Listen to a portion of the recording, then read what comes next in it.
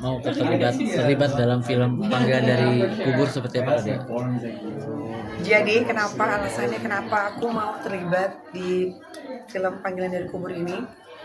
Karena aku lihat dia menawarkan suatu campuran yang berbeda gitu ya daripada horor-horor yang sedang ramai saat ini.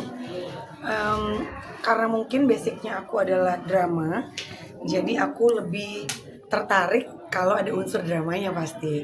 Nah ini aku lihat unsur dramanya kental, tapi juga dicampur sama horor klasik.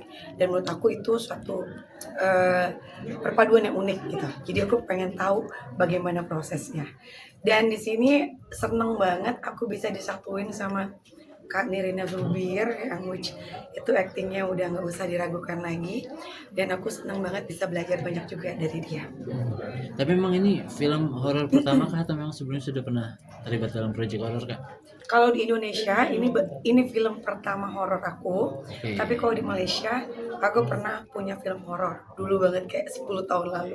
Oh, oke. Dan akhirnya memang horor jadi masuk wishlist kakak juga nggak sih untuk di acting ini?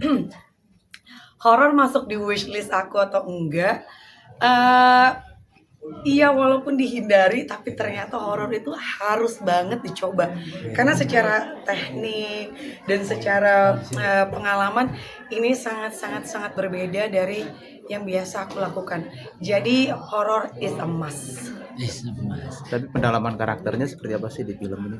Kalau pendalaman karakter di sini aku nggak terlalu sulit ya, karena partnya juga nggak terlalu banyak. Tapi di sini aku belajar bagaimana mengemas, menampilkan film horor gitu. Suaraku habis gitu.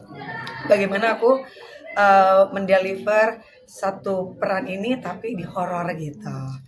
Tapi kamu sendiri sebenarnya orangnya penakut apa pemberani sih? Asik, ini pertanyaan menjebak ya. Sebenarnya aku tuh dibilang penakut, aku suka sendirian. Aku bisa traveling kemanapun sendirian, ke tempat aneh-aneh apapun aku bisa sendirian. Di rumah aku suka banget sendirian. Kalau lampu-lampu gelap-gelap itu aku nggak takut. Tapi aku tuh suka kalau udah nge-sense gitu, aku bisa nge-sense itu udah nggak ada obatnya, karena pengen di bodo amatin gitu, tapi tetap nggak bisa gitu loh Kak. Gitu, jadi kayak aku lagi jalan nih, terus aku tahu nih ada yang ngeliatin aku tapi orangnya nggak kelihatan gitu kan, sosoknya nggak kelihatan. Aku mau coba nggak peduli tapi tetap kayak pengen tahu, ya itu tuh bahayanya. Jadi ya dibilang penakut, dibilang pemberani, ya mungkin lebih curious ya gitu, lebih penasaran orangnya.